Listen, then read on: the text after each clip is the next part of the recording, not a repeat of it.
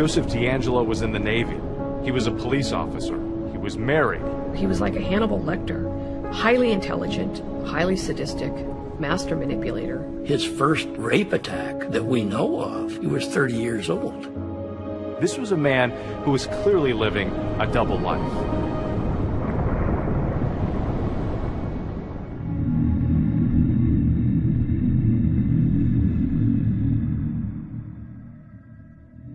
A man in a leather hood entered the window of a house in Citrus Heights and sneaked up on a 16-year-old girl watching television alone in the den. He pointed a knife at her and issued a chilling warning. Make one move and you'll be silent forever, and I'll be gone in the dark. Crime after crime, it was that same terrifying M.O. I saw a flashlight shining down the hall, and I thought, now that's odd. The leather gloves are really remembered because they made kind of a sound, you know, when they moved. He started ripping sheets or towels, I'm not sure, but it was very methodical and it was very slow.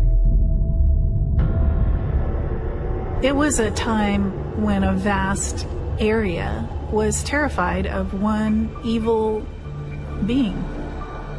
This was a criminal who went by many different names. He was known as the East Area Rapist in Sacramento County, the original Night Stalker in Orange County. A 29-year-old wife was raped while her tied-up husband had to listen. A 17-year-old girl was attacked here. He would put his knees on the victim's chest, and he had a gun in one hand, a flashlight in the other. Peepings, prowlings, stalking. Over 100 burglaries. Police think he checked the home out before he strikes. He put plates on the man's back, and he told the man, if I hear these rattle, I will kill your wife. At least 13 homicides.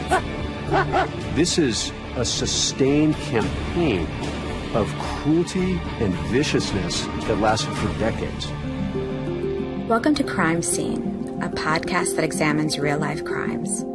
I'm Michelle McNamara of TrueCrimeDiary.com. Michelle McNamara was a true crime blogger. She was a writer and producer. She was a citizen detective and a true crime writer. Very much being a mom during the day, very much writing about true crime at night.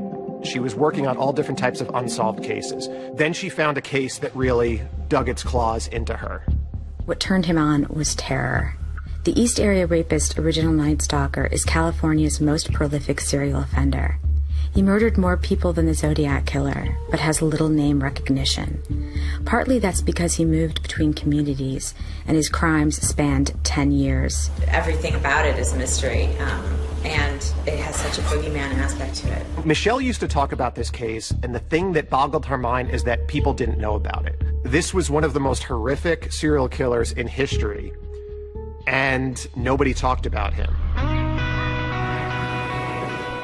It's summer, 1976. It was the bicentennial. It's all about happy days. Laverne and Shirley. Incorporated. In those days, the middle class in America was thriving.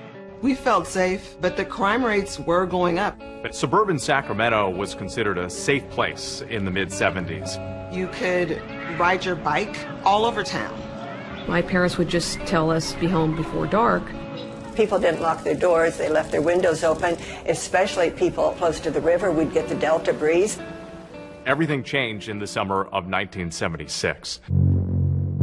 An attack occurred in Rancho Cordova. A young lady woke up, and there was a guy standing in the doorway. They blindfolded her, tied her up, and then sexually assaults her. This is the first known sexual assault attributed to the man we know as the East Area Rapist. Nobody knew about the first attack except the police. The first attack, the second, the third, the fourth. When this first started in Sacramento, a lot of the people didn't know what was going on. They didn't put it in the paper at the time. The press had not yet covered it because Sacramento County Sheriff's Department asked them not to. There was a reason for that. That if you put it in there, the suspect's going to know that you're looking for him. At the time the rape started happening in Sacramento Sheriff's Department didn't have a specialized sexual assault unit. Just whoever had a free caseload, that could take on another case. And so I did not become involved with these cases until rape number 5, when it was Jane Carson. I was 30 years old. I was married with a 3-year-old son. My husband was stationed at McClellan Air Force Base. Jane was a nurse. She was a colonel in the Air Force Reserve. It was about 6:30 in the morning. My 3-year-old son hopped in bed with me for a snuggle. I heard the garage door close, and I knew my husband had just left for work. I saw a flashlight shining down the hall, and I thought, now that's odd, and I screamed out to my husband, "What have you forgotten?" And there was no answer. Then the rapist, all dressed in ski mask and dark clothes, shining the flashlight at her. He told us with clenched teeth, "Shut up, or I'll kill you." He tells her to turn over, and he's going to tie her up. He gags us, both of us. He blindfolds us, and he ties us up with shoelaces, very tight. His next move was to move my son. I was already scared to death, but this is where the fear really took place. All she's thinking about is the life of her little boy and saving him. After the rape was over, praise the Lord, he moved my son back next to me. I could feel his body, and then I was relieved. So we hobbled around to the front fence, screamed for a neighbor. She called the police. And then Carol Daly, the female detective, showed up. And I call her my angel. One of my great heroes of this story is Carol Daly. She was an investigator for the Sheriff Department in Sacramento. She was asked to go out and interview the victims. Maybe something that the man said, or something that he did to you, or something that you recall hearing. Through that process, she was able to glean a lot of information, like what he would say to his victims. And sometimes he would call out a name. In one of the cases, the victim said that she heard him crying and saying Bonnie. For years, detectives didn't know what to make of this name. Who's Bonnie? Bonnie was not a victim, but a mystery woman at the center of the case.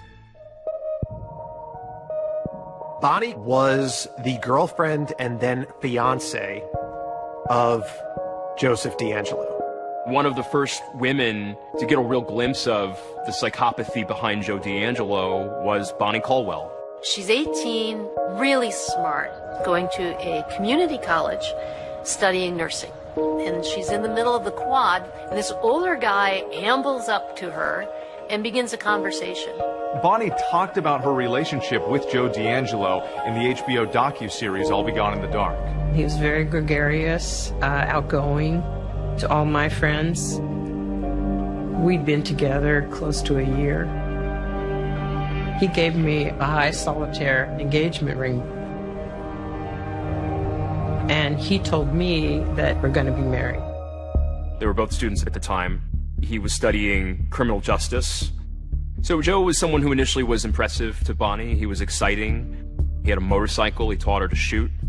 But the longer she dated him, the more trouble began materializing. He takes her on thrill rides. And this is where the relationship starts to show its hand with Joe. Joe, without saying a word to me, just turned right, went down a very steep bank that I had no idea what he was doing. He's obviously thrilled not just by the speed, but he's thrilled by Bonnie's terror. The rules were never for him.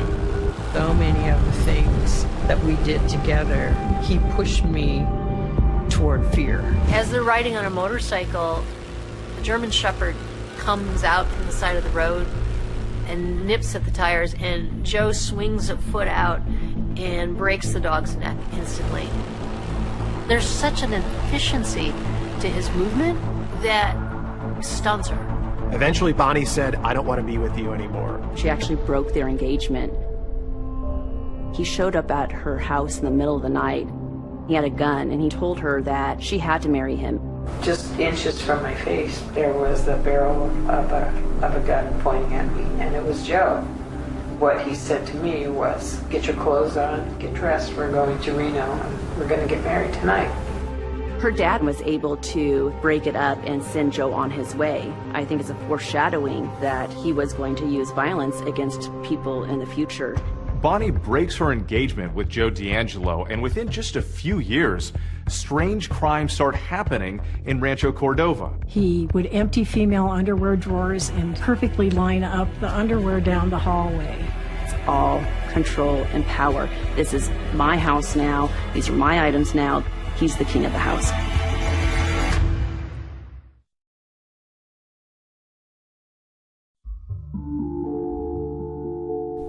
Every obsession needs a room of its own.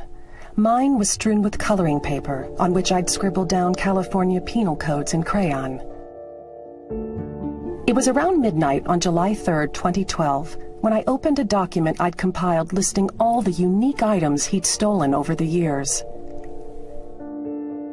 He would take mementos, almost like they were trophies from inside the home. He would steal rings with engravings on them. He stole driver's license. He stole photos from albums. There is a fantasy component about these crimes. I still have a part of you. I have your jewelry. I have your driver's license. I have, something that means something to you. And now I own it. He was a serial rapist known as the Ear, attacking women and girls. First in East Sacramento County.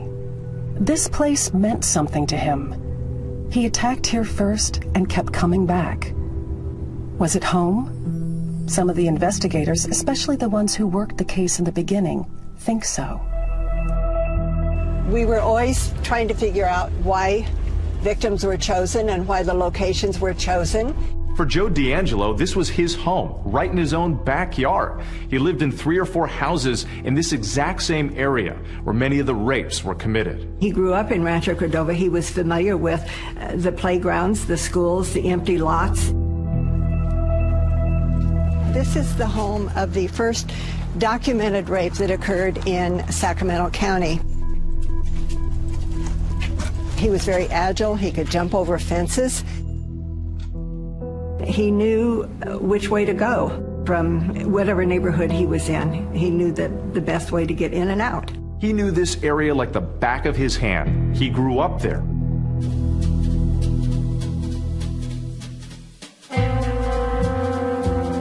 Joseph D'Angelo Jr. grew up the son of a master sergeant in the Air Force who moved around a lot. We met Joe when he was 13 years old. My father was stationed at Mayfair Air Force Base, and then his father was transferred there, and we shared a duplex. The girl who became very close to him at the time, Judy, described a very lonely boy. He was missing a family. His mother and father had split when he was young. At a very young age, he was neglected. He and his siblings would be locked in the closet and then beaten by the father. Per his siblings, Joe D'Angelo received the worst of his vitriol and anger when they were growing up. Joe was always over at our house, and he just became a good family friend. He never talked about himself. He never talked about any problems he might have. He never discussed anything that was bothering him. They started reporting, the peeping toms here in Rancho. And I remember I was in the bedroom and I was asleep, and I had this feeling. I woke up because I had this feeling somebody was there. And when I looked up and glanced towards the window, I saw this outlined figure. I didn't do anything to let them know I saw them, that I was aware of them. So the next morning I came in here and I says, Dad, I says, somebody was peeking in my window last night. And he says, what? And I says, yeah. And there was footprints out there in the dirt, 2 distinct footprints there. It's very common for sexual offenders to start out, particularly in adolescence, as peepers or voyeurs that are creeping around the neighborhood, looking in windows, watching women undress, almost like a training ground. Many of us had never seen anything like this before in our career. His whole thing was terror. It wasn't the sex. It was the terror that he wanted to put in these people. That was his #1 priority. His victims ranged in age from 13, I think, to 39.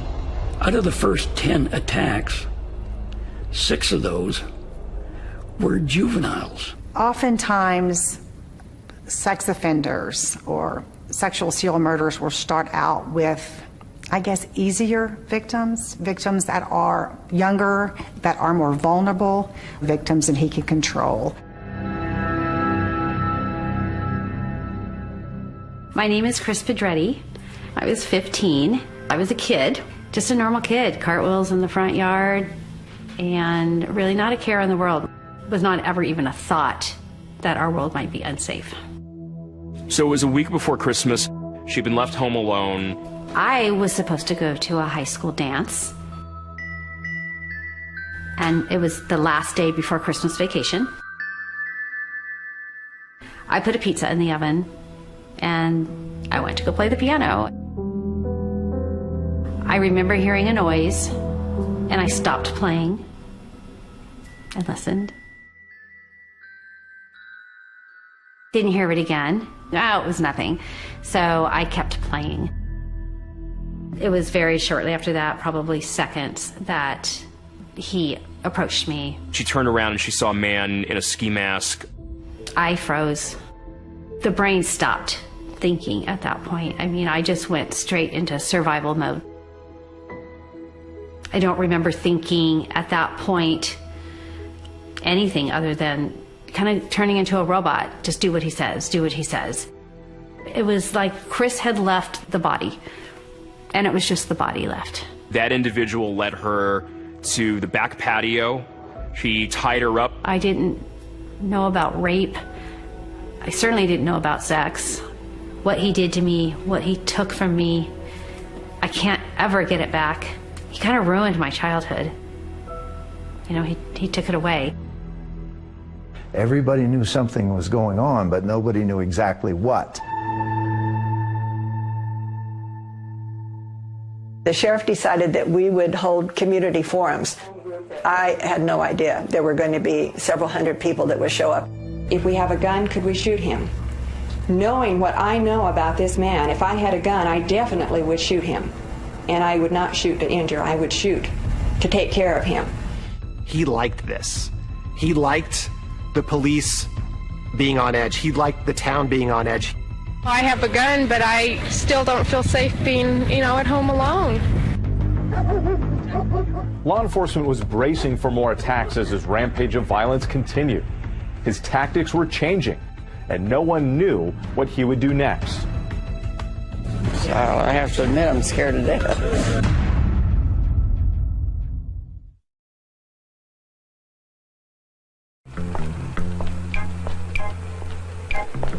The young girl made one bad move after another. Her attitude was much too inviting. She should never have stopped to window shop at night. In the 1970s, when a woman reported rape, she was shamed, she was blamed. Often she was ostracized by her own community. Rape cases really weren't considered serious. They were misdemeanor. You had to make an arrest within a year, or else they were not prosecuted. Even if an arrest was made, the defense was always it was the victim's fault. Rape was such a prevalent crime back in those days that there were multiple serial rapists operating in California. 217 were reported last year. That's about one every day and a half. In the Bay Area, you had the stinky rapist who smelled like diesel fuel. I had pillowcase rapist. You had the key car rapist. When the East Area rapist became active in Sacramento, he quickly upstaged all the other rapists in the area because of how terrifying his MO was. Concern over rape is mounting in this community. There was panic in the city of Sacramento. The fact that they couldn't catch this guy just ignited the city in fear. No one knows where or when he'll strike again. They were getting guard dogs. They were putting in alarm systems in their homes. Have the dog in the house, big dog.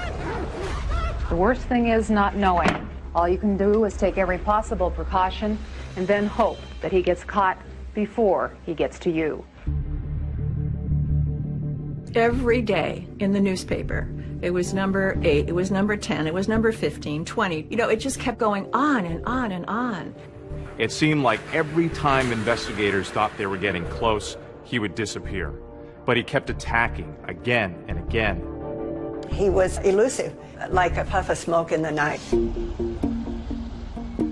Detective Carol Daly wanted this serial rapist behind bars, and she was relentless in her pursuit of him, but constantly frustrated by the fact that they couldn't catch him. The officers in this department are working on this case are frustrated because there's just no evidence to give any firm lead. We're doing everything humanly possible to catch this man. He was a phantom. Descriptions ranged pretty widely. One person thought he was Hispanic. And now all of a sudden, he's blonde hair, blue-eyed. There are like 8, 9, 10 drawings of him. And they have completely changed. The best descriptions that we had were his height and his possible weight. We knew he wore a size 9 shoe. When the police were taking the victim's statements, many of the women described his penis as being very, very small. We said, all right, if he is so underendowed, we went to a doctor who specialized in what I would call infantile penises to see if he had any patients that came in. And we didn't have any luck there. It's a very serious situation. I think it's very dangerous. The last thing I think of when I'm going to bed is I look at the doorway in my bedroom and I think that he could be standing there. Detective Daly was following every lead. We filled out a long background form for the victims. Where did they go to school? What did they look like? What age were they? You know, what was their build? There was no pattern among any of the victims because he was just prowling. He would see them and follow them home. Margaret Wardlow, she was just 13 years old when she was attacked by the East Area rapists. Margaret was probably the strongest young victim I have ever talked to. Growing up in Sacramento was great. Where we lived was ideal. It was right next to the American River. Go down there with my dog after school, go fishing. Totally felt safe. Margaret had a curiosity about her. She wanted to know about the East Area rapists. I was a reader of everything I could get my hands on that had to do with this individual. Like, what was making this guy tick? Why was he doing this? She herself became a victim. I believe there was a pre-wired strength in her mind that helped her survive this attack. It was a school night, just my mother and myself. And I went to bed at like a regular school night hour. I was awoken about 2:30 in the morning with a flashlight in my face. I thought it was a joke. I thought my mom had asked him to like come in and wake me up and scare me or something. As he tied her up and then went into the mother's room, Margaret knew that either her or her mother were going to be the victim. The rapists tied up her mother and put plates on her back as a warning device. He did that with so many of the victims when there was more than one person in the house. If he heard anybody moving, he was right back and told them, don't move, I'm going to kill you, I'll kill you. Putting the dishes on someone's back, he knows he has to do something, either hurt them, flee. So as much of the bravado as he's trying to convey, he's scared of the physical confrontation. A little voice inside of me said, you know, you get out of a lot of stuff, Margaret, but you're not going to get out of this one. The whole time he'd been threatening me. He'd been saying, do you want to die? He wanted fear. He wanted to see fear in me. This is your psychological sadist. He is enjoying controlling that woman like that. This guy was so beyond the pale, and that was why Michelle was so interested in him, is because he was so frightening. The way he walks around people's houses and the way he destroys them and sort of hangs out and eats, there's something so psychologically fascinating about that to me. It's like he got to the emotional center of people's lives and just wanted to destroy that. Michelle caught the bug. She started going down the rabbit holes in this case. At this point, instead of writing a book, she was investigating the case. I'm obsessed. It's not healthy. I know the strangest details about him. I know his blood type. I know his penis size. He vaulted fences. He escaped foot chases. But I believe it's the rare moments when he was human that will be his downfall in the end. As time went on, this East Area rapist started to crisscross Sacramento, attacking women home alone or women with their kids in the middle of the night. He seemed to be expanding what his capabilities were when he was carrying out these crimes. He became much more aggressive in his tactics. He did more horrible things than than I can even describe. This tells us that the offender is adapting and learning as he is committing crimes. He really messes with people's minds, both the investigators and the victims. Part of the thrill of the game for him was a kind of connect-the-dots puzzle he played with people. He stole 2 packs of Winston cigarettes from the first victim and left them outside the 4th victim's house. Junk jewelry stolen from a neighbor 2 weeks earlier was left at the 5th victim's house. It was a power play, a signal of ubiquity. I am both nowhere and everywhere. You may not think you have something in common with your neighbor, but you do. Me.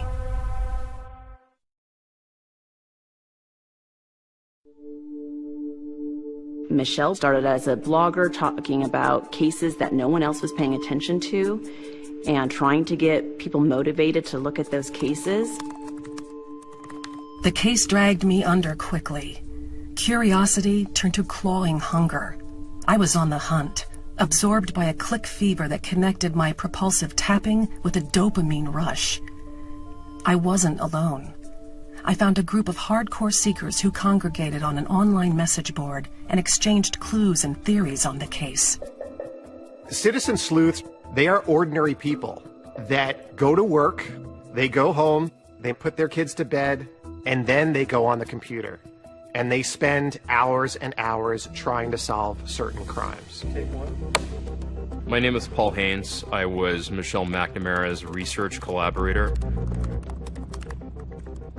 When I first began learning about the case, there was a specific forum dedicated to the East Area Rapists. It was the most active forum on that website. Paul Haynes was a writer living in Florida, and Michelle recognized that he had a great proclivity for digging into old archives and things. It was a case that a lot of citizen detectives got into because there were so many clues. Earons wasn't a supervillain. He was a man, a guy with habits and traits and preferences that, with enough examination, should shine like Hansel's breadcrumbs in the woods.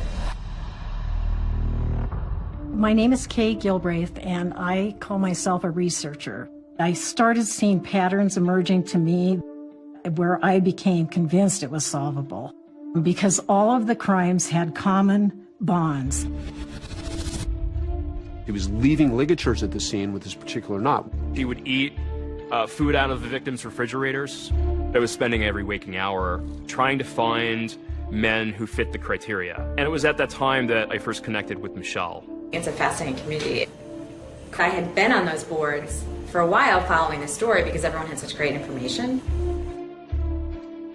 Michelle's quest was to get this case solved. She just had an abiding curiosity in letting the details lead us to the perpetrator. The East Area Rapist would target not people, but neighborhoods. You can see the proximity of these homes to green belts like drainage ditches and creeks and canals. We believe he used the canal as an escape route, which ran along the back of so many properties. He was a great escape artist.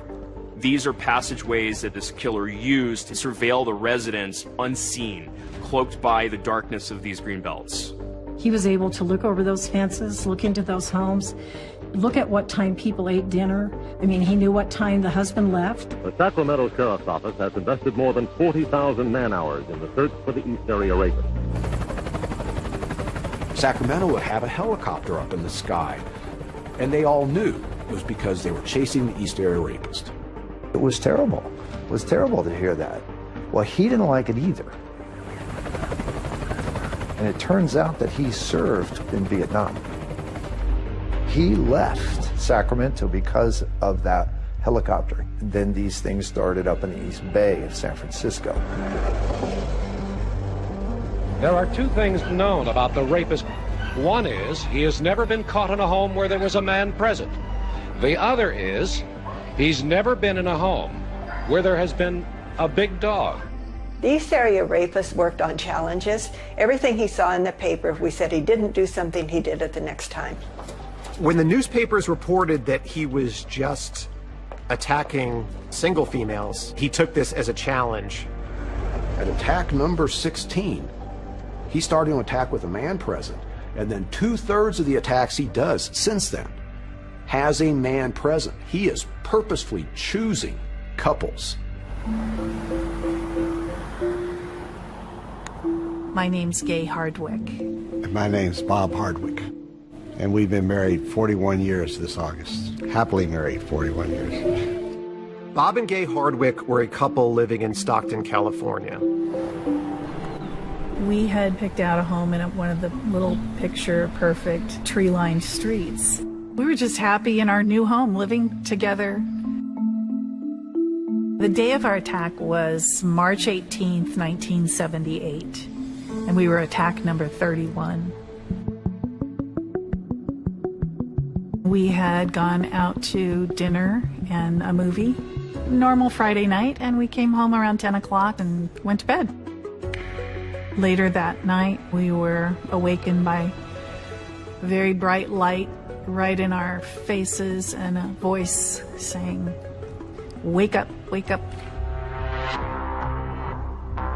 The attack on Bob and Gay Hardwick was much like all the other attacks in that he confronted Bob and Gay when they were in bed. He ordered her at gunpoint to bind Bob. Nothing you can do when there's a .357 Magnum pointed at your head. He then bound Gay. He retied Bob. Turns him over, puts the plates on his back as a warning device. Things would go silent for a period of time. And then as soon as they moved, he was right in their face. "Move and I'll kill you."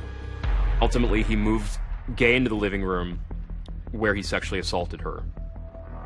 You're convinced at that moment that this is not a full human being that you're dealing with. He can not only humiliate a woman who's about to rape, but he can also completely, in his mind, emasculate her partner, putting him in a position where he is helpless and has to listen to what's going on in a different room. These attacks are happening in the macho 1970s. $6 million man. We have the capability to make the world's first bionic man. Well, talk to me, good buddy.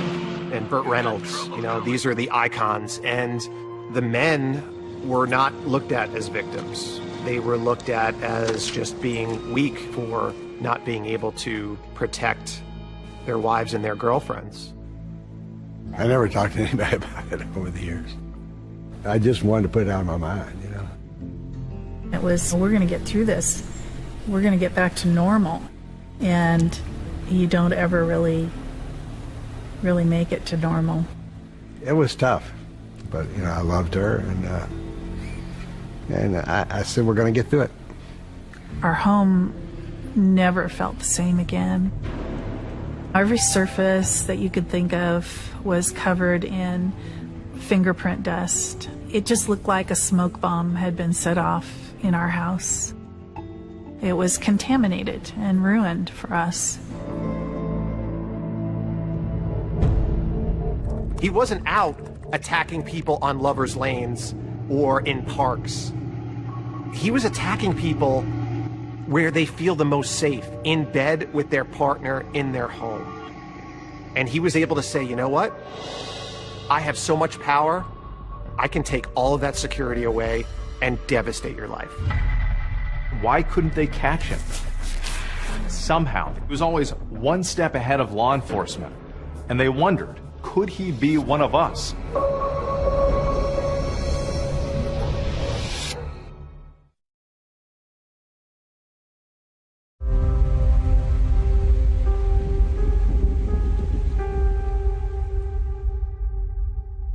After the East Area Rapist would terrorize these women, sometimes he would call them and taunt them. Hello? Hello?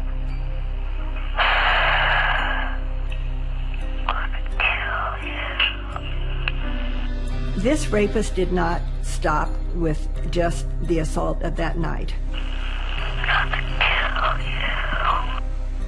He terrorized them their whole lives. This is that psychological sadist at work. He is getting off on continuing to cause fear in his victim.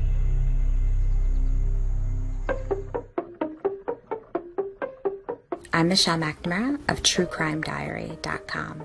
Larry Crompton is a retired lieutenant for the Contra Costa Sheriff's Department. He worked on the rapist task force in the 70s.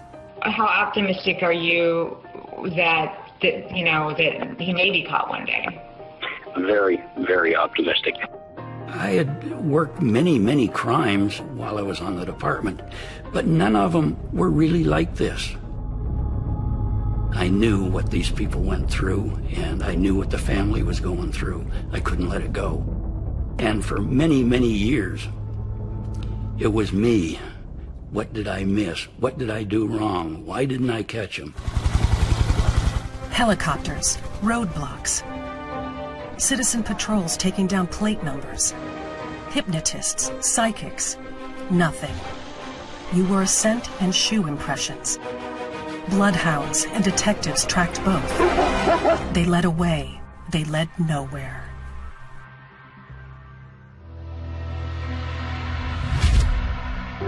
He next shows up down in Modesto in June of 1978. He attacks a couple down there.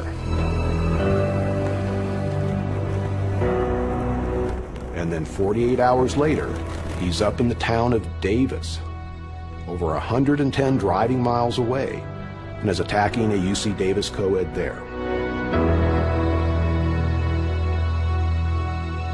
Early Wednesday morning, the infamous masked man made his 44th attack on a young couple living in Mission San Jose. It was as if he knew what police were doing. And all along, many of the detectives who were working the case thought that maybe he was a police officer or military. And ultimately, that turned out to be true. You should have seen me coming. One of the things that's important to remember when you're looking at Joseph D'Angelo is he actually graduated with an associate degree in police science. He had told Bonnie that his aspiration was to join the California Highway Patrol.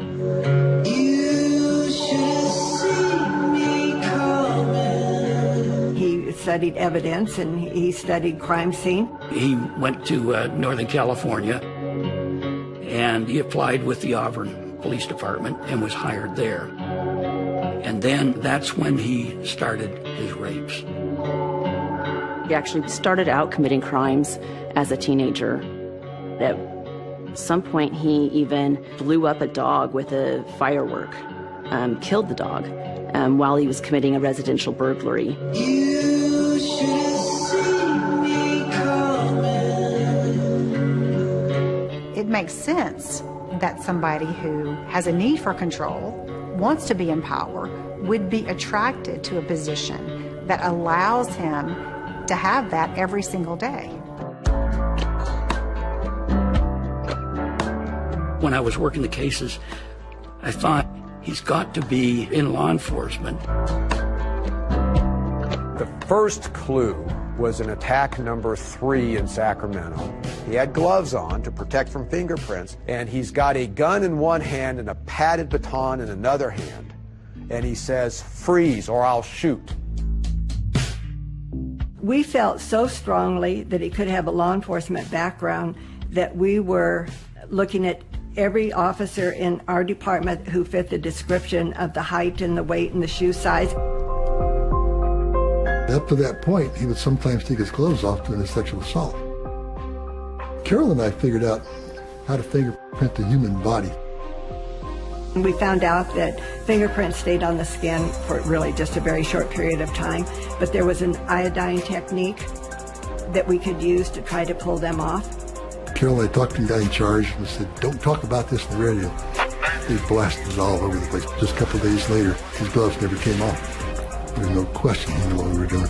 The police have one last bit of advice, and that is don't panic, because that alters your judgment.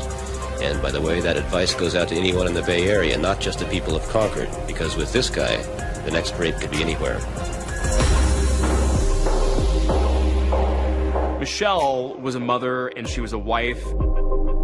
And when she took this book on, this investigation became her life. It's really, the obsession is with the investigation. And she knew that when you look at cases out there, famous serial killer cases, they were caught with innocuous things. He was, first and foremost, it seems to me, a burglar, a cat burglar. I think Michelle felt that if she could find one of the items that had been stolen in any of those rapes or in any of those burglaries, she could trace that item back the way you would trace someone's ancestry to its original owner. And that would lead to the offender's identity. And in one case, this offender stole a pair of personalized monogrammed cufflinks. It was the initials NR. They were like a 1950s style. So Michelle took this and thought, if I could follow those pair of cufflinks, we might get closer to the answer. Then I saw it, a single image out of hundreds loading on my laptop screen. They were going for $8 at a vintage store in a small town in Oregon. My husband was on his side sleeping. I sat on the edge of the bed and stared at him until he opened his eyes. "I think I found him," I said.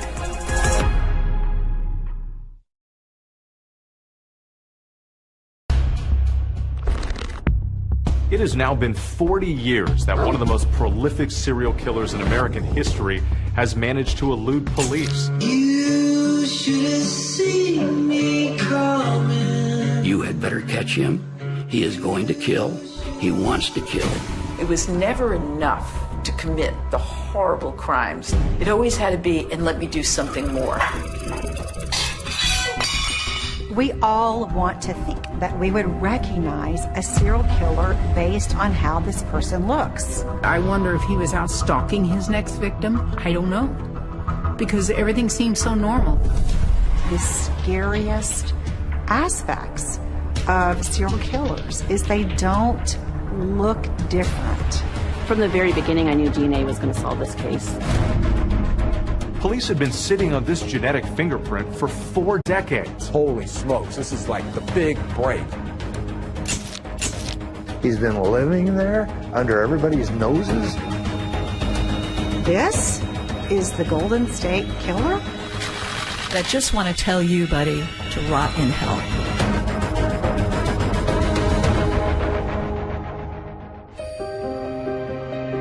Michelle McNamara was a true crime blogger. She was a citizen detective and a true crime writer. She was talking to her publisher about writing a book that didn't have an ending. My interest in crime has personal roots. The unsolved murder of a neighbor when I was 14 sparked a fascination with cold cases.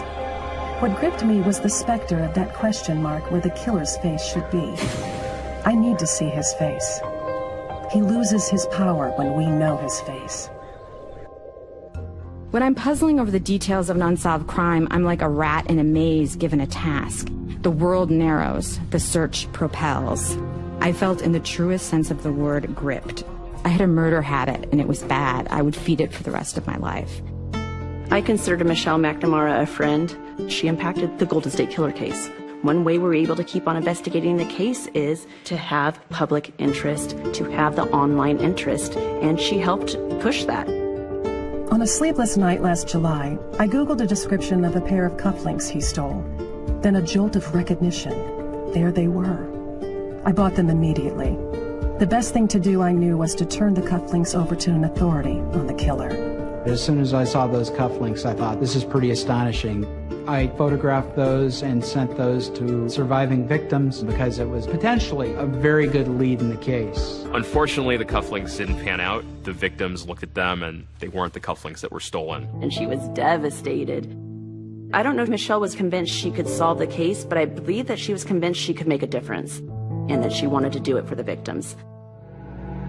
He forced the woman at knife point to tie up her boyfriend, then he tied her up and raped her. The East Area rapist has struck 40 times in the last 2.5 years, and he hasn't been caught yet. He started inflicting real physical pain on the victims, like punching, giving black eyes. One of the most sadistic things I think that he would do would be to say to them, I'm going to cut off a piece of your wife and bring it back to you. We knew that he was becoming more and more angry. As fear in the community intensified, Detective Carol Daly held regular public forums. One thing I want to emphasize, ladies, is for you not to be polite. If you are going to defend yourself, you injure him enough to incapacitate him in any way that you can. I started working with these cases, and I thought, if I can talk to one of the people that deal with these rapists, maybe I can get into the head of what I'm looking for. Vacaville Medical Center is where they have rapists that have been convicted. The men were asked what they thought was motivating the East Area rapists. The mere fact that he ties his victims up has to have them completely submissive. You can sense the conquest he had. You're not what you think you are, and you won't accept it, so you strike out to prove to them that you are, but in reality you aren't. And until you face that, you're going to keep on going and going. If I'm willing to kill you, the first move you make, you're going to be dead. The doctor told me, you had better catch him. He is going to kill. He wants to kill. He first becomes a burglar, and then he progresses to sexual assault, and then proceeds to escalate to murder. The East Area rapist disappeared from Northern California in July of 1979. He showed up in Santa Barbara in October of 79, and shortly thereafter, he starts killing. The Pacific Ocean was warming up, an inviting churn of white caps making its way toward soft sand and an endless line of 100-foot palm trees. Golden teenage boys with blank hair and effortless muscles headed for the water with their boards in a gait the locals called the Surfer Bounce. This was Santa Barbara's magic time. Dr. Offerman was an orthopedic surgeon. He had begun dating a psychologist named Alexandra Manning. On the morning of December 30th, 1979, some friends of Robert Offerman's had shown up at his condo for a tennis game. There was no answer at the door. I went in the sliding door and looked around the living room. On the floor, there were Christmas ornaments that had fallen off on the ground. Some bones right by the sliding door, which I thought he would leave it there, so we knew something was wrong. So I took a right towards his bedroom, and that's when I saw Miss Manning on the bed. He was on the floor. Offerman and Manning both were shot and killed. It was the holidays. As authorities processed the crime scene, they stepped around a turkey carcass wrapped in cellophane that had been discarded on the patio. They concluded that at some point the killer had opened the refrigerator and helped himself to Dr. Offerman's leftover Christmas dinner. It was never enough to commit the horrible crimes. It always had to be, and let me do something more. Let me go into your refrigerator and eat your holiday meal. The level of depravity that this man had and the execution of it was despicable and shocking. Larry Crompton, who led the EAR task force in Contra Costa County, reached out to Santa Barbara investigators and told them, this sounds like the East Area rapist that we've been dealing with. When I called Santa Barbara and talked to the lieutenant and said, I heard that you had a double homicide, would like to know about it because we think it's our rapist that is down there. And he said, don't know what you're talking about. Haven't had anything like that. Nope. Law enforcement agencies weren't necessarily as connected as they are now. I think there was still this thought that these are isolated instances throughout California. And that was it. It was so frustrating. I am sure that Larry Crompton called many jurisdictions because he truly believed that the rapist would move on and become a killer. Santa Barbara is an enclave of rich people. You've got Ronald Reagan. You've got people that are worried about their property values. They don't want news about a double murder in a house going wide. Pretty soon it gets off the front page. He gets a taste for not only murdering people, but murdering them after these prolonged, terrifying times in their homes. In 1979, a new and terrifying chapter. He starts a killing spree. 2 double murders in Goleta, 1 double murder in Ventura, the murder in Irvine, and the double murder in Dana Point. The rampage of violence was brutal and unstoppable. 4 horrible murders within a 6-block radius in a suburban middle-class neighborhood. We knew it was the same person, but we couldn't prove it. Profilers of that day said, I know of no one who does what this offender does. I thought once he started killing, there's no way he can stop, and he's going to continue to do it.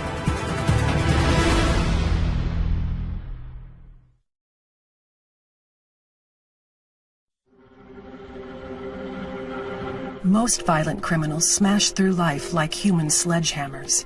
They're caught easily, but every so often a blue moon surfaces. A snow leopard slinks by.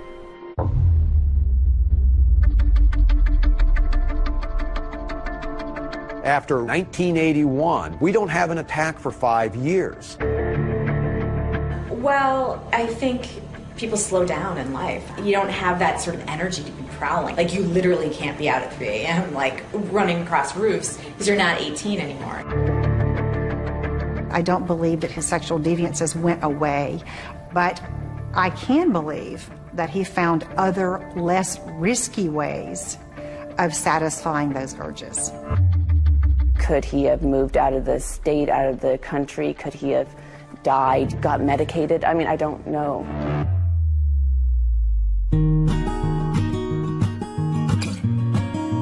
In 1981, Joe D'Angelo became a father. The first of his 3 daughters was born.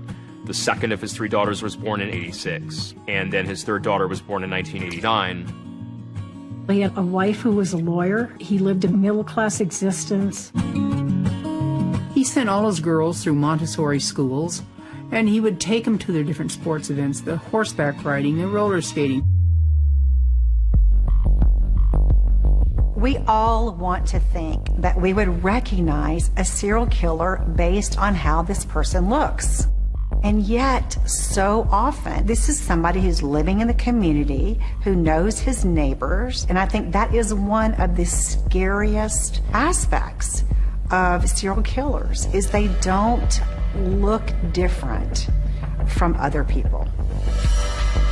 My sister and I, Melody, used to take turns going out and babysitting while Sharon was in school. And I didn't start thinking about it till after he was arrested. Because when they started showing all these dates, I'm going, oh my goodness. I wonder if he was out stalking his next victim. I don't know.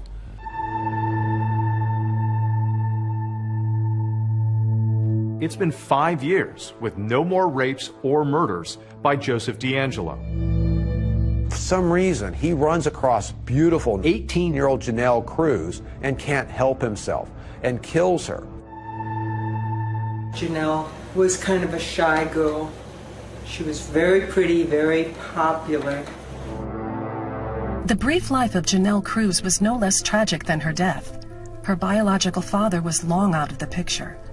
Her parents had gone to a cruise with her 6-year-old brother, and she was staying at the residence alone. For the first time, left my daughter alone, because that was another thing that I never did, because I was worried that if I was gone, that something might happen.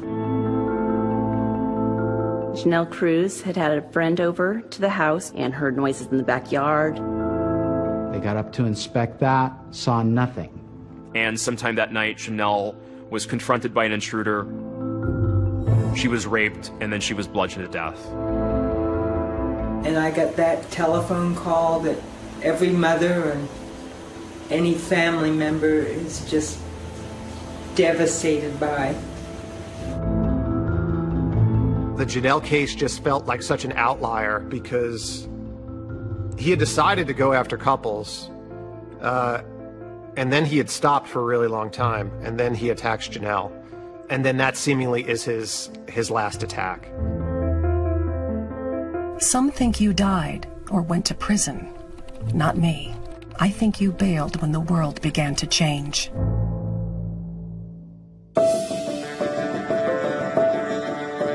In the 1970s, there was no DNA. The investigators had evidence, but couldn't connect the crime scenes. They needed the science to catch up. DNA didn't enter the forensic landscape until about 1986, 1987. It would take 15 years for DNA to finally link the Northern California East Area Rapist series with the Southern California homicides, as all being done by one man. I was immediately on the phone to Larry Poole down at Orange County Sheriff's Office, and we're talking about holy smokes, this is like the big break. But detectives still had no idea who he was. I got a little excited maybe in the first 18 to 24 months, but over the years I chronicled and logged over 8,700 suspects in the investigation. After 5 years, we got no match, and after 10 years, we got no match, and we just were not getting a hit.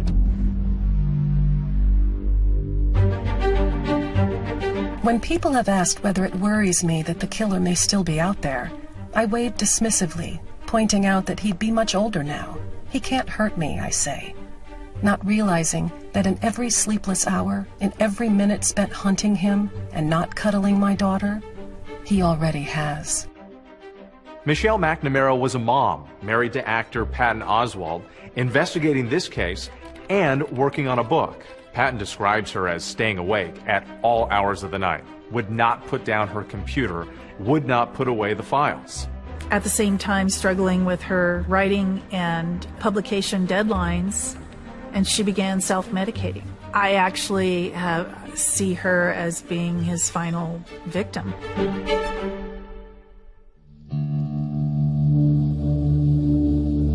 I got an email from a friend of Michelle's, and he told me that Michelle had passed away that morning. I think I went completely numb. I eventually learned that she had fallen asleep and didn't get up.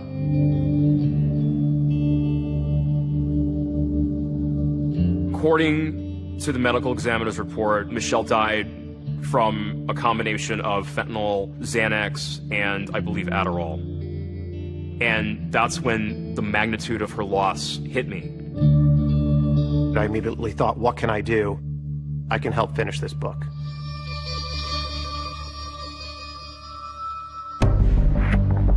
When Michelle passed, we decided at the end of the book, what are the strings that she left us to get us out of this maze? It was genetic genealogy. From the very beginning, I knew DNA was going to solve this case.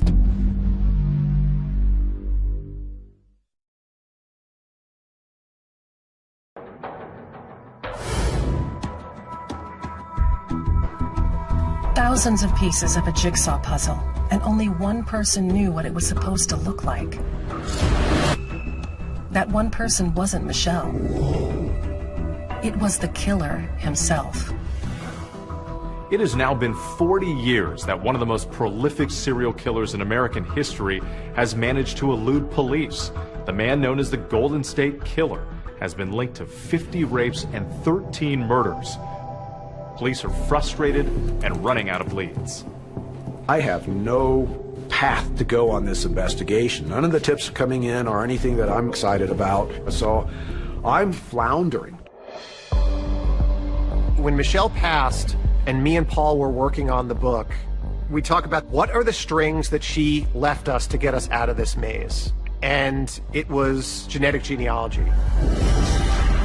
Forensic genealogy was something that Michelle was excited about, and that seemed like the most viable, direct pathway to this offender's identity. Hi, and welcome to 23andMe. Companies like Ancestry.com and 23andMe had already been using genetic genealogy for years, allowing millions of customers to spit into a tube and use their DNA to discover family roots and long-lost relatives. Ancestry.com searches the world's largest online family history research. There's a growing number, particular of adoptees, are realizing these sites that are really created for learning about family history can help me start to figure out who I'm biologically related to. To help people to find their biological mothers, to find their biological fathers. How are you? To find siblings, to find cousins. It wasn't too long for people to realize, wait a minute, what if we use the DNA of criminals to try and identify their second cousins or third cousins and try to narrow it down from there? I start learning how this technology could be used. We become blown away at the power of it. And then we recognize this is the way we need to go. But then there was a concern as to whether we had enough DNA. I had consumed all the East Area Rapist DNA, doing all the testing I had done over the years. And he found a pristine DNA sample going back to the 1980 murder of Lyman and Charlene Smith in Ventura County. A second sexual assault kit in the coroner's office that had never been opened. To my knowledge, there are no other medical examiners who make duplicate rape kits. In March of 1980, Lyman and Charlene Smith were found bludgeoned to death in their bed. It was a horrific scene that I will never forget. I'd arrive at the scene with my little suitcase, a tube rack, dry ice, and a microscope. I always made duplicate kits, and both kits were identical. That turned out to be a gold mine for us because that second kit had sat in the coroner's possession for 38 years untouched. And so these swabs collected from Charlene Smith's body were pristine. Police had been sitting on this genetic fingerprint for 4 decades, waiting for the science to catch up. Genetic genealogy had only been used to solve a criminal case once before by a woman named Barbara Ray Venter. I've always liked puzzles. I used to love playing Clue when I was a kid. What I've discovered is that law enforcement are pretty big gossips. And so they were all sort of talking amongst each other. And apparently Paul was talking to the detective on the other case. And I was like, how did you do that? I called Barbara up and I explained, I'm working a case. It's an old case. I don't tell her what case it is. But could this be done to identify this unknown offender? So Paul Holes was able to take that DNA and convert it into a DNA profile, which is basically a number. And he used this no-frills genealogy website called GEDmatch. And I just uploaded the Golden State Killer's profile and allowed the GEDmatch servers to do their magic and produce the list of people that potentially shared some DNA with my offender. We were all logging in several times a day to see if the matches are there. Then all of a sudden, he started connecting to some distant relatives. We're talking 3rd, 4th, 5th cousins. So we immediately knew that we were going to be building a lot of family trees to sort out who he was.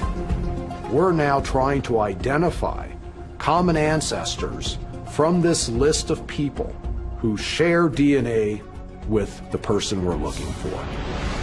And we end up spending 4 months building family trees. And unlike if you were to upload your DNA to a website and try to build out a family tree from yourself being the beginning point, this is reverse engineering a family tree.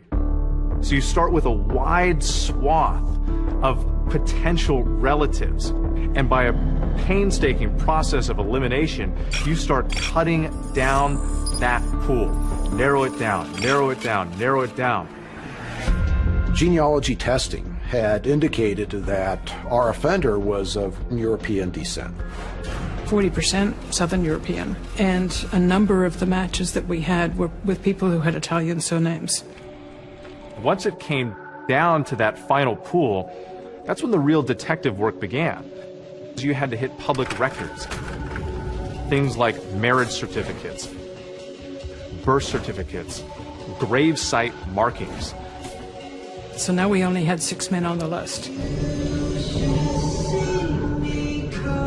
So now they had to be a certain age, they had to be in Northern California, and they had to be related only through the maternal line to our crime scene DNA. And at that point, we then had one other piece of information that we hadn't applied yet, and that was eye color. She looks at a separate tool on a related site that suggests that their suspect had blue eyes and was bald. The FBI then pulled the California DMV records for those 6 men. Only one had blue eyes. Joseph D'Angelo. Joseph D'Angelo. Joseph D'Angelo.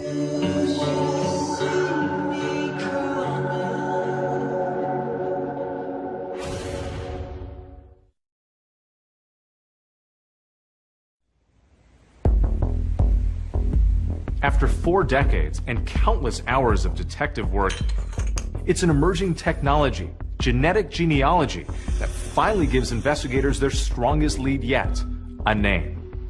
Who is this guy? I need to start drilling down on him, and I'm now within a couple of weeks of retiring. So I'm trying to find out as much as possible, as fast as possible, about Joe DeAngelo. He's not in any of the criminal databases, so police start putting together a case to either eliminate him or prove he is in fact the man they're looking for. Physically, he was within the specs of what we were expecting for the Golden State Killer. Born in 1945, a little bit on the older side, but most certainly within that 1940 to 1960 range. Investigators started zeroing in on Joseph DeAngelo, and they started digging up things about his past. He goes into the Navy. We know he is stationed in San Diego.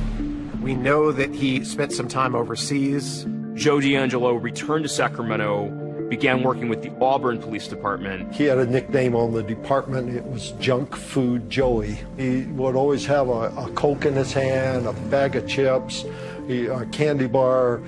He really violated people's space all the time. Get kind of close to your face and always be touching you. He had been fired from Auburn Police back in 1979.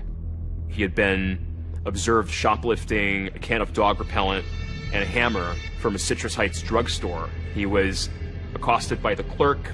He was subsequently arrested. Auburn Police Chief Nick Willick had to fire DeAngelo at the time. And the chief said when Joe was put on administrative leave, he had threatened to kill me. I immediately remembered back my daughter, being afraid. A short time after he had been fired, she said, there was someone looking in my bedroom window with a flashlight. She said he got up and ran outside. That man was gone, but there were shoe impressions all around the perimeter of his house. But there's another huge piece of the puzzle they had been investigating in relation to possible suspects, and that piece also seemingly falls into place in DeAngelo's story. Bonnie. There's a newspaper clip from an Auburn journal about the engagement, and there's this picture of a young brunette. She's 18 years old. Announcing his engagement in 1970 to a woman named Bonnie Colwell. Remember, Bonnie was one of DeAngelo's early girlfriends who broke off their engagement.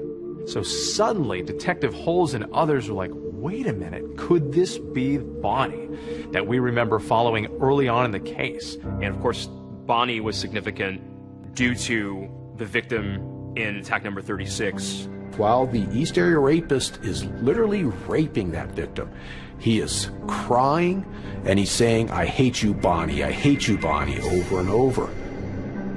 I'm now within days of retiring. It's like, okay, I've got to go boots on the ground on this DeAngelo. More and more things connect and click.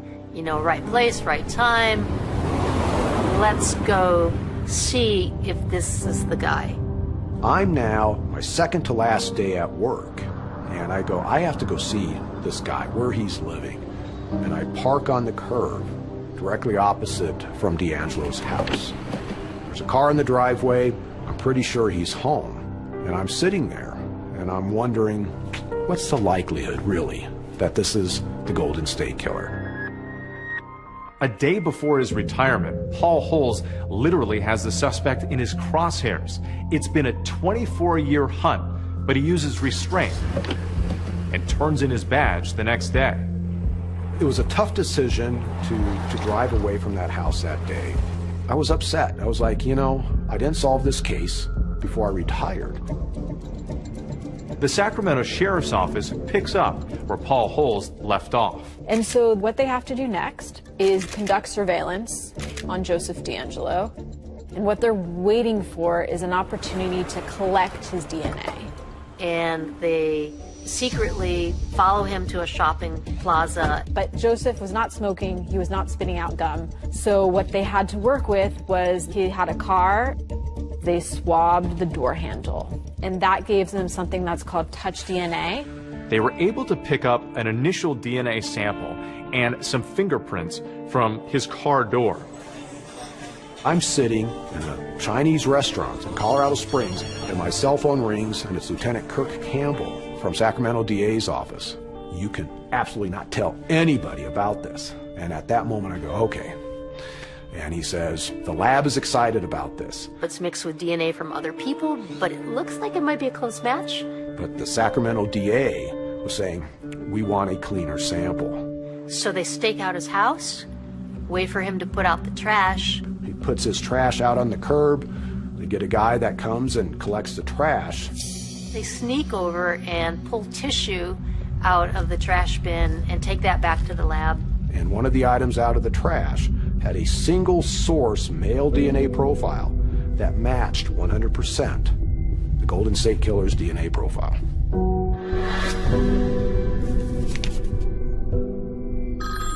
Get this call from my chief deputy. His first words are you sitting down? And I asked him a million times, and I'm like, you better not be messing with me. He goes, they're shaking, Anne-Marie. They're shaking at the crime lab. They got a match, but now they have to get the suspect into custody. So they call Paul Holes back to assist with the operation. There was concerns about how he would respond if this did not go smoothly. I can imagine they were prepared for every scenario. This is somebody who has been a sophisticated, a diverse, sadistic killer. A law enforcement team now gathers outside D'Angelo's home for the takedown. He and his wife have been separated for decades, and he's living with his daughter and granddaughter. The hope is to get him away from his house in order to be able to do it safely. So at a certain point, D'Angelo's over off to the side of his house. It looks like a prime spot. And then we just hear over the radio, go.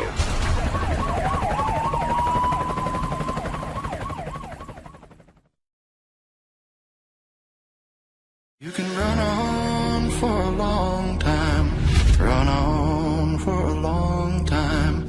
He's been called the East Side Rapist, the Visalia Ransacker, the original Night Stalker, run on for a long time, and the Golden State Killer. Today, it's our pleasure to call him Defendant. Sooner or later, God will cut you down. That bombshell arrest, that former police officer. 72-year-old Joseph James D'Angelo. He's been described as one of the most prolific serial killers that terrorized California for decades. Sooner or later, God will cut you down. The arrest of Joseph D'Angelo dropped like a bomb. All these years, hiding in plain sight. Oh my God, he's living in Sacramento? He's been living there under everybody's noses for all this time? It was stunning. It's a moment when you realize that 40 years of work by a lot of folks to bring some answers to some family members was becoming real. It's just unbelievable. After all these years, they got him. I feel I reverted right back. That part that I was so successful at tucking away in my brain, that door opened. I was shaking. It was hard to process. I know after I got the call, the tears welled up. Thousands of nightmares and thousands of sleepless nights have come to a rest. It was just something that was on my mind for all those years. Want him caught before I die. We could finally put a face and a name to this masked individual that was terrorizing all these communities back in the 70s and 80s.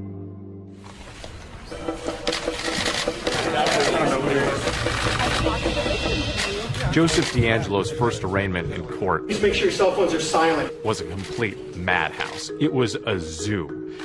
In the front rows were family members of victims and victims themselves. We were all super, super nervous. I start sobbing, and I couldn't stop.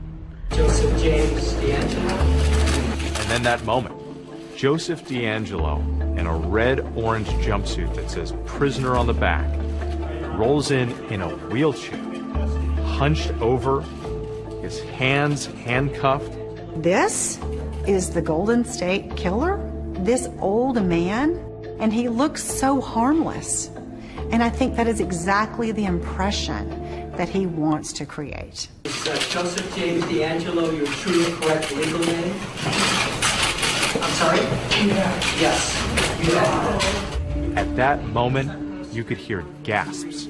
There was something about his voice that clearly brought back years of pain and fear. I thought, this has got to be a big act. In the week prior, he's riding a motorcycle at high speeds. He was walking around just fine. And within a day of his arrest, he's all of a sudden bound to a wheelchair. But then, the jail surveillance camera tells a very different story. He's climbing up on the bunks and getting up on the vents and cleaning things. Doing exercises in the jail cell. He's a master of disguise. He used that during all of his crimes, and he has continued to use it, but now in a different way. Victims are still processing it. And the big question, why? Why did he do all of this? What really did transpire? Why he became this person, this predator? I think that's the million-dollar question. Mr. D'Angelo would like to make a brief statement.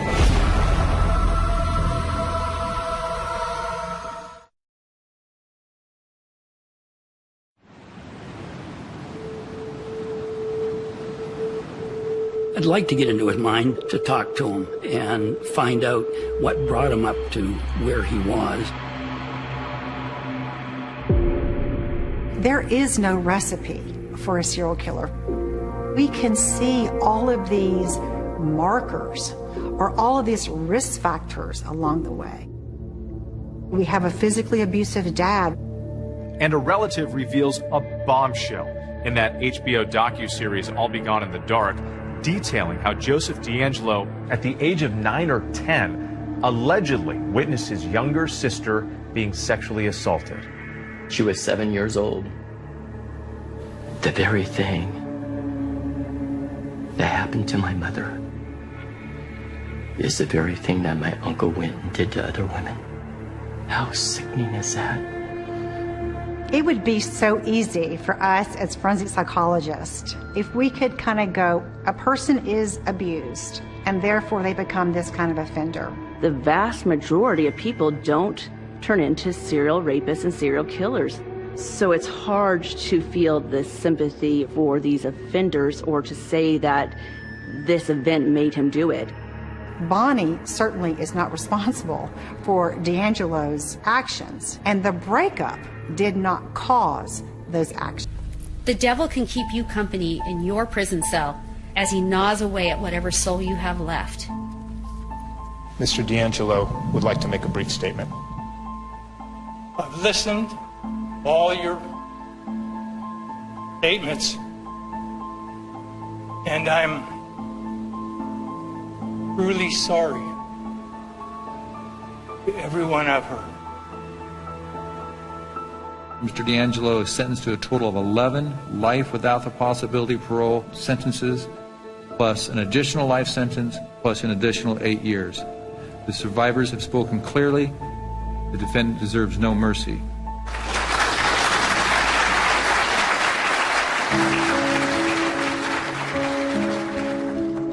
In the end, we may have lost a battle one night, but we've won the war of life. We're nearing the end of a very long journey here. It shows that justice doesn't have a time limit. You can still find answers decades and decades later if you're willing to do the work. Inside Michelle's computer, she had a letter, and it was her writing directly to the Golden State Killer. One day soon, you'll hear footsteps coming up your front walk. This is how it ends for you. You'll be silent forever, and I'll be gone in the dark. You threatened a victim once. Open the door. Show us your face. Walk into the light.